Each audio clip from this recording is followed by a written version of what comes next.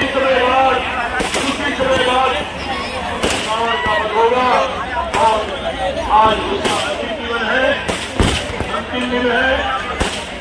अधर्म पर धर्म की विजय का इससे बड़ा प्रतीक सबसे आपको करते हैं और होने वाला है।